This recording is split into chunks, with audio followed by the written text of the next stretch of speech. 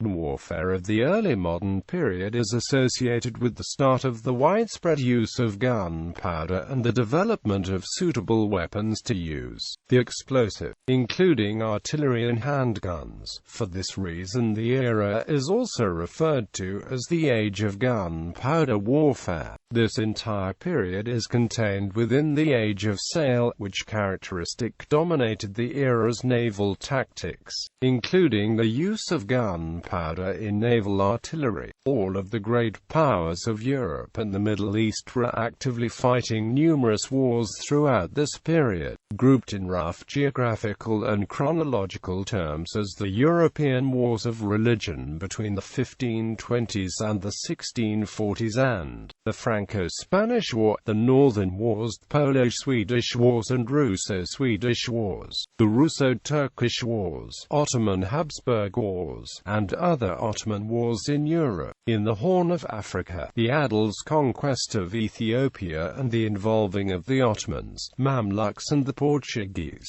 In Asia, the Persia-Portugal War, the Mughal conquests, the Chinese 10 Great Campaigns, and the Anglo-Mysore Wars. Throughout the 18th century, the Second Hundred Years' War, an umbrella term which includes the 9 Years' War, 7 Years' War, War of the Spanish Succession, War of the Austrian Succession, and finally the American War of Independence, French Revolutionary Wars and Napoleonic Wars of the late 18th to early 19th centuries, which mark the end of this era. Use of gunpowder before the 16th century. Gunpowder warfare was used in the Mongol invasions of Japan in 1274 and 1281, specifically in the form of explosive bombs fired from catapults against enemy soldiers. Japanese scrolls contain illustrations of bombs used by the Yuan Mongol forces against mounted samurai. Archaeological evidence of the use of gunpowder include the discovery of multiple shells of the explosive bombs in an underwater shipwreck off the shore of Japan, with X-rays providing proof that they contained gunpowder. In 1326, the earliest known European picture of a gun appeared in a manuscript by Walter de Malmete. In 1350, Petrarch wrote that the presence of cannons on the battlefield was as common and familiar as other kinds of arms. Early artillery played a limited role in the 100 Years' War, and it became indispensable in the Italian Wars of 1494 to 1559.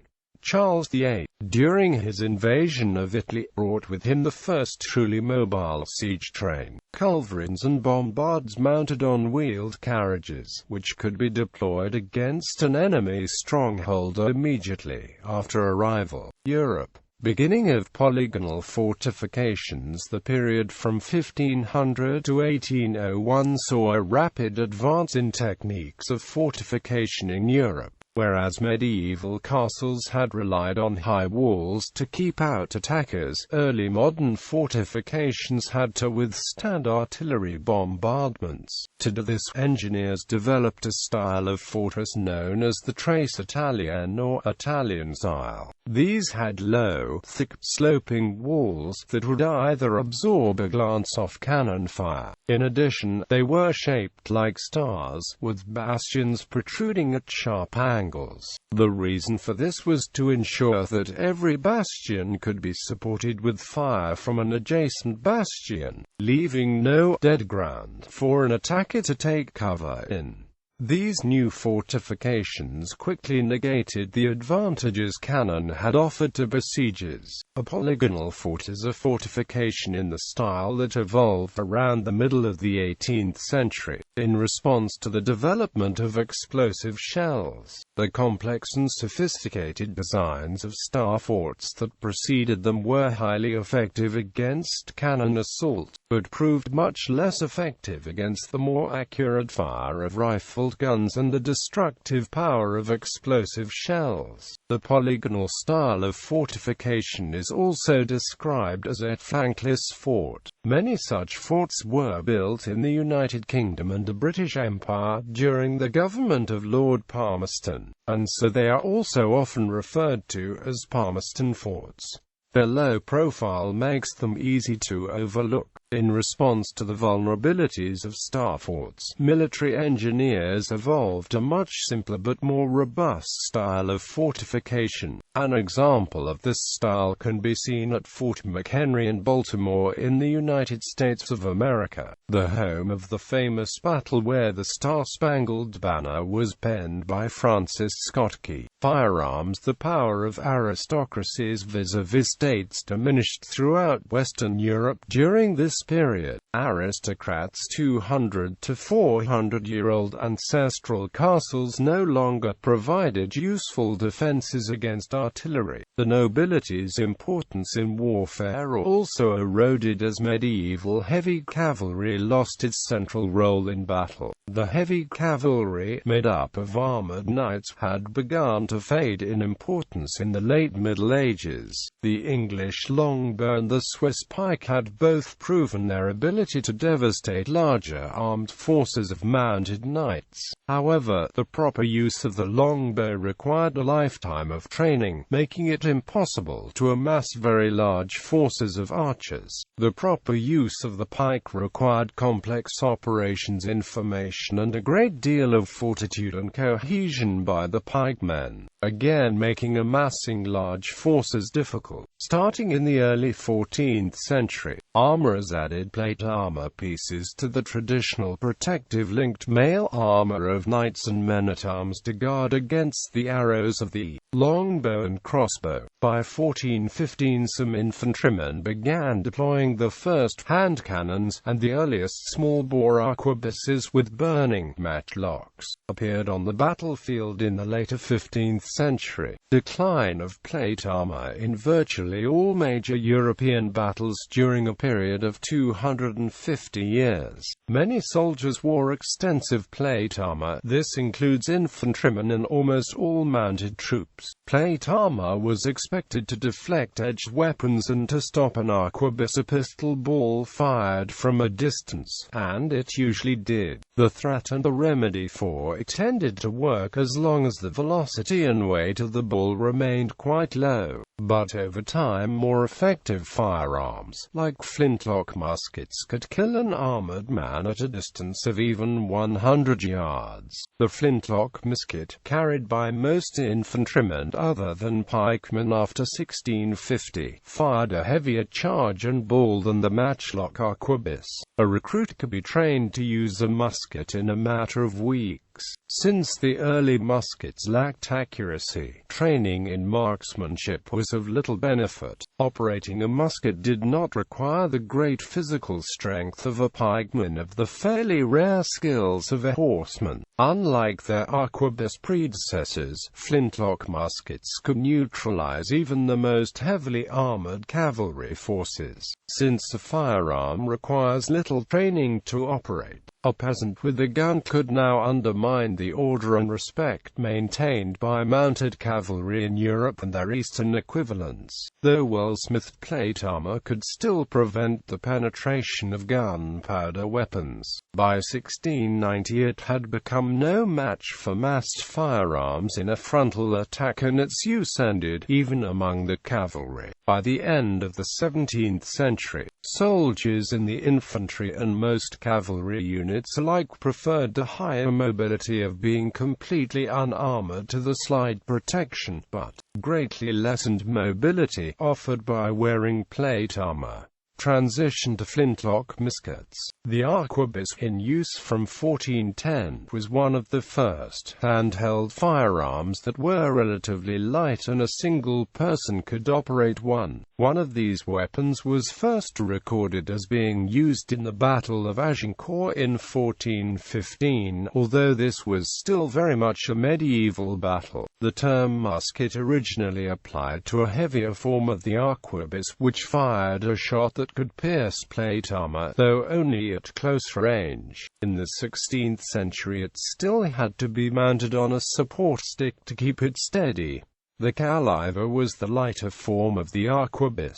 By 1600 armies phased out these firearms in favor of a new lighter matchlock musket. Throughout the 16th century and up until 1690, muskets used the matchlock design. However, the matchlock design was superseded in the 1690s by the flintlock musket, which was less prone to misfires and had a faster reloading rate. By this time, only light cavalry scouting units, the eyes of the army, continued to wear front and back armor plates to protect themselves from distant or undisciplined musket-equipped troops, while soldiers armed with firearms could inflict great damage on cavalry at a moderate distance. At close quarters, the cavalry could slaughter the musket-armed infantry if they could break their formation and close to engage in melee combat. For many years, infantry formations included a mix of troops armed with both firearms to provide striking power and pikes to allow for the defense of the arquebusiers and musketeers from a cavalry charge. The invention of the bayonet allowed the combining of these two weapons into one in the 1690s,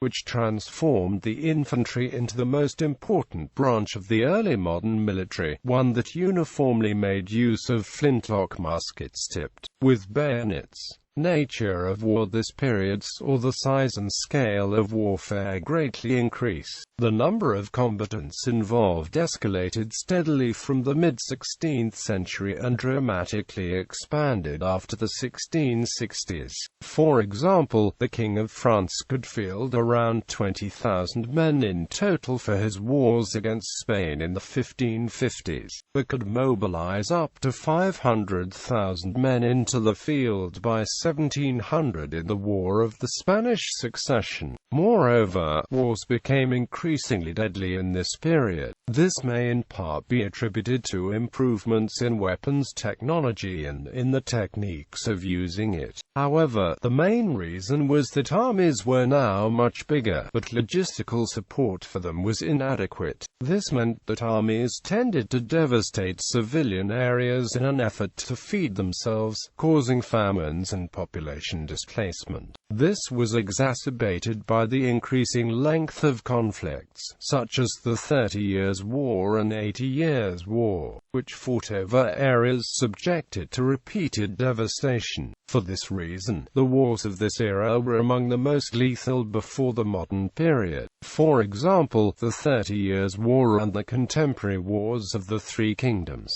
were the bloodiest conflicts in the history of Germany and Britain respectively before World War I. Another factor adding to bloodshed in war was the lack of a clear set of rules concerning the treatment of prisoners and non-combatants. While prisoners were usually ransomed for money or other prisoners, they were sometimes slaughtered out of hand, as at the Battle of Dungan's Hill in 1647. One of the reasons for warfare's increased impact was its indecisiveness.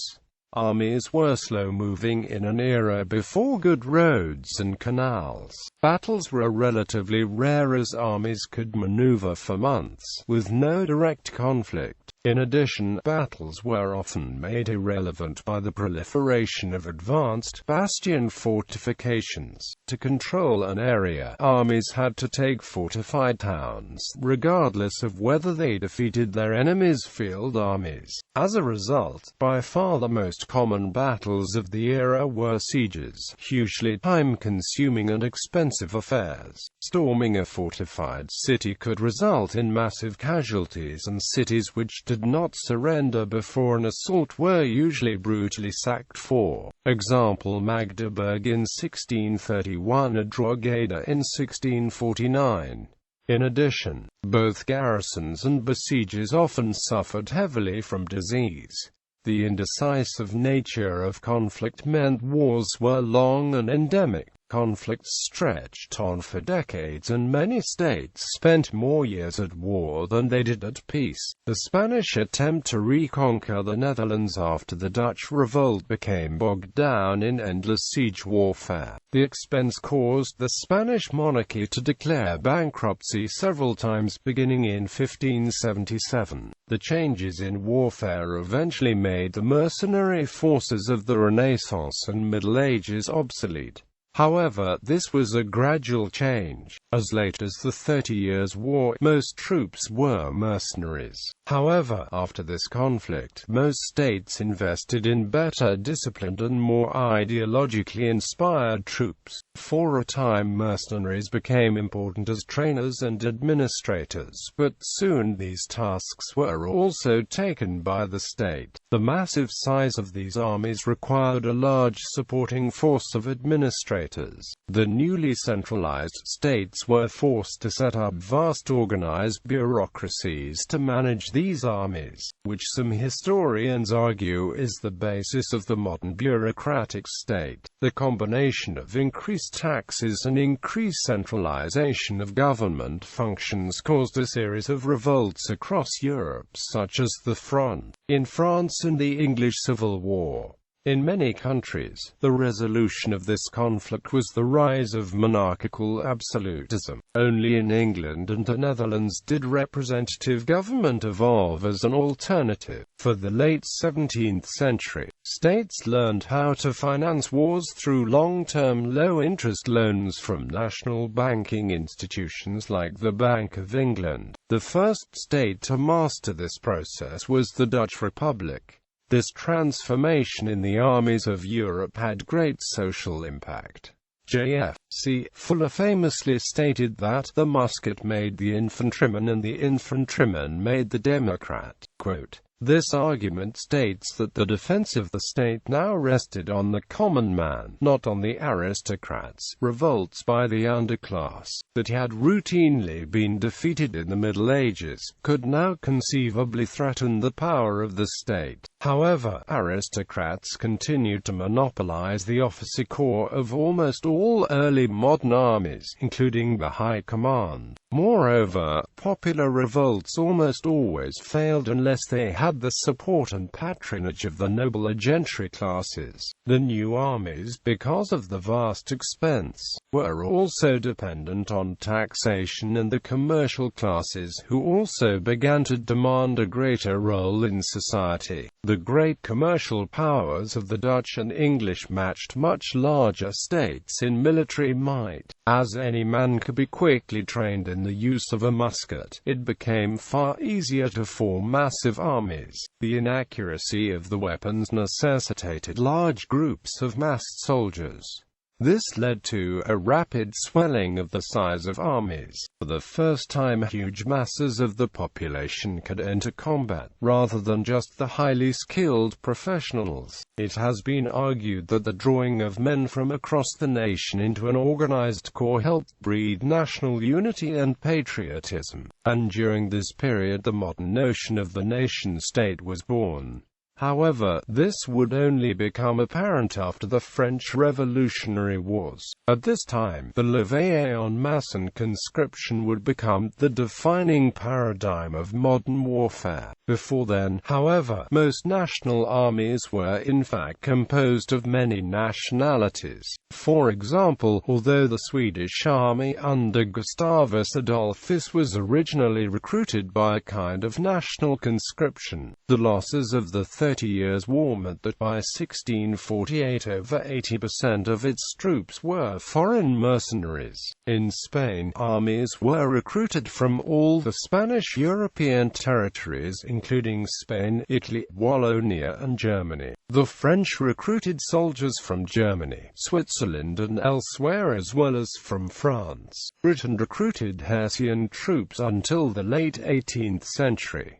Irish Catholics made careers for themselves in the armies of many European states. Infantry column. This formation was typically used while marching. Although with sufficient will and mass, it was effective at breaking through line formations, albeit with heavy casualties. Line, a simple 2 or 3 rank deep line formation, allowed most muskets to be brought to bear and was the most commonly used battle formation. Often the first rank would kneel after firing to allow the second rank to fire. square. This formation was used against cavalry. Bayonets would be fixed. The first line would kneel with the muskets angled upward. The second and third lines would fire at the cavalry when it came close. This formation was very ineffective when faced with combined cavalry and infantry, or artillery fire in the case of plain squares. Skirmishes, light infantry would advance and be the first to fire to draw the enemy to attack. Sharpshooters would not target common soldiers, but the officers, so that the men were without leadership. Cavalry. The rise of gunpowder reduced the importance of the once dominant heavy cavalry, but it remained effective in a new role into the 19th century. The cavalry, along with the infantry, became more professional in this period, but it retained its greater social and military prestige than the infantry. Light cavalry was introduced for skirmishing and scouting because of its advantage in speed and mobility. The new types of cavalry units introduced in this period were the dragoons and mounted infantry. Dragoons were intended to travel on horseback but fight on foot and were armed with carbines and pistols. Even Orthodox cavalry carried firearms, especially the pistol, which they used in a tactic known as the caracole. Cavalry charges using swords on undisciplined infantry could still be quite decisive, but a frontal charge against well-ordered musketeers and pikemen was all but futile. Cavalry units, from the 16th century on, were more likely to charge other cavalry on the flanks of an infantry formation and try to work their way behind the enemy infantry. When they achieved this and pursued a fleeing enemy, heavy cavalry could still destroy an enemy army. However, the power formerly wielded by a heavy cavalry-focused army was at an end. For the first time in millennia, the settled people of the agricultural regions could defeat the horse peoples of the steppe in open combat. The power of the Mongols was broken in Russia and no longer threatened from the east. Russia began to assert itself as a major force in European affairs. Never again would nomads from the east threaten to overrun Europe or the Middle East. In the siege of Kazan, Russia had employed cavalry, infantry armed with arquebus, artillery and sappers, while the Khanate of Kazan had only employed cavalry. The use of sappers proved decisive. The one exception to this was the Ottoman Empire, which had been founded by Turkish horsemen, arguably the world's greatest power for almost the entirety of the early modern period. The Ottomans were some of the first to embrace gunpowder, artillery and firearms and integrated them into their already formidable fighting abilities. As European infantry became better armed and disciplined, by about 1700, the Ottoman forces began to be regularly defeated by the troops of the Austrian Habsburgs and other Western forces. Naval warfare. The spread of European power around the world was closely tied to naval developments in this period. The caravel for the first time made unruly seas like the Atlantic Ocean open to exploration, trade, and military conquest. While in all previous eras, European navies had been largely confined to operations in coastal waters, and were generally used only in a support role for land-based forces, this changed with the introduction of the new vessels like the caravel, carrack and galleon, and the increasing importance of international waterborne trade in the 16th and 17th centuries. The new caravels were large enough and powerful enough to be armed with cannons with which they could bombard both shoreline defenses and other vessels.